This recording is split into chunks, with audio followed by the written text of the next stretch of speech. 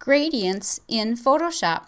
So a gradient is a blend of colors used to fill a selection of a layer or an entire layer itself. So there are two pieces that are primary tools for this. Number one being my gradient tool, and the gradient tool is along with the paint bucket tool, 3D material drop. So it's at the top of the stack, so you should be able to find your gradient tool.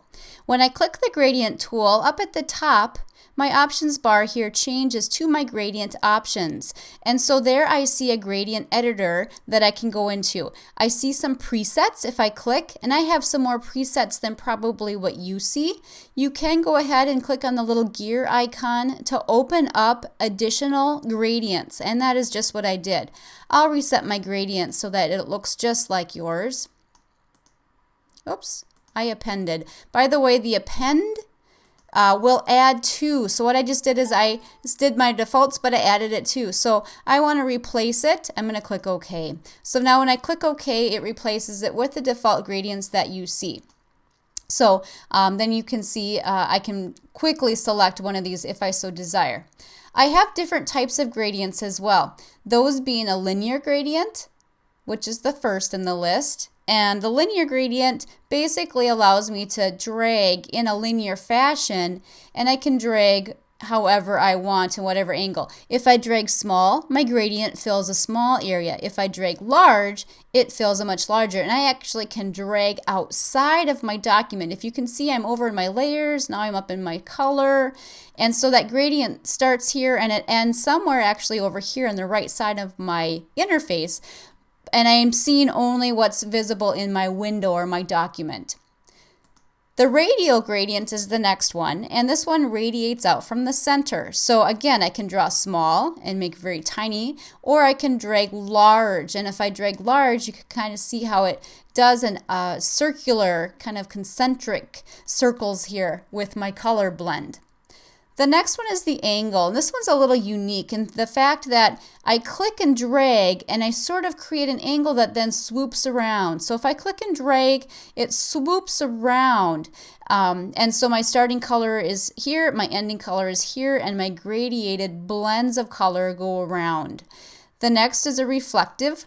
The reflected is a nice way to create what would appear to be like pipes or wires. If I drag small, I get smaller areas, larger. So you can kind of get an interesting effect with those.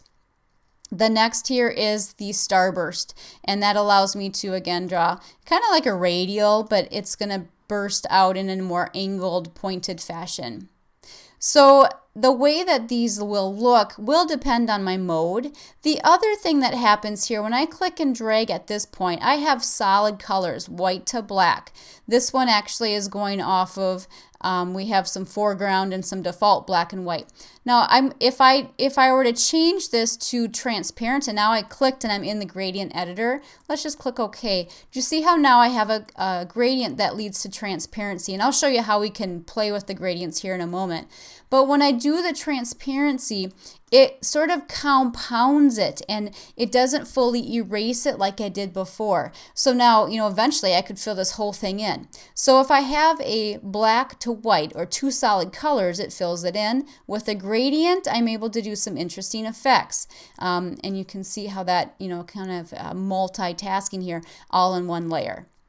Okay. So let me go and we'll start over here. Let's click and open up my gradient editor. So in my gradient editor, I can create a new gradient. I can modify an existing gradient. So I can create new, I can load gradients.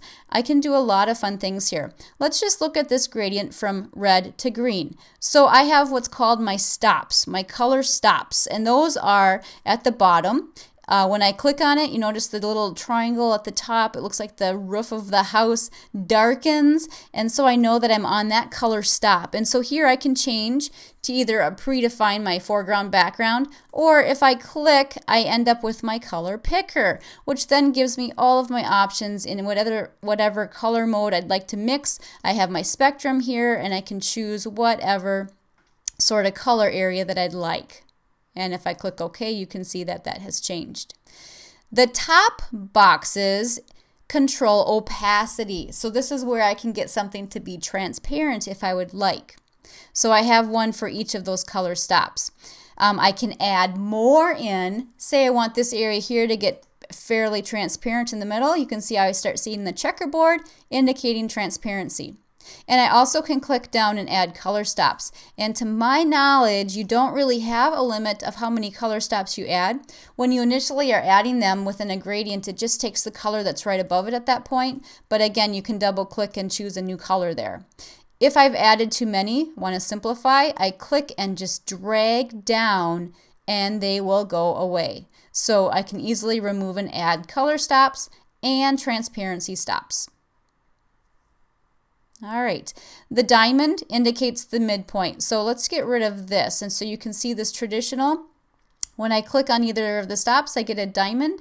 That diamond location actually is at 50%, meaning that at this 50% point, I've got the perfect mix of yellow and green. If I change it, at 70% is where, and this is 70% of my linear gradient, this is where it's my pretty much 50-50 point of blending, if that makes sense. So I can change the location of where my midpoint for blending would be. If I click OK, the gradient I just created is here, and I can click and drag. So that's how you can control gradients in Photoshop.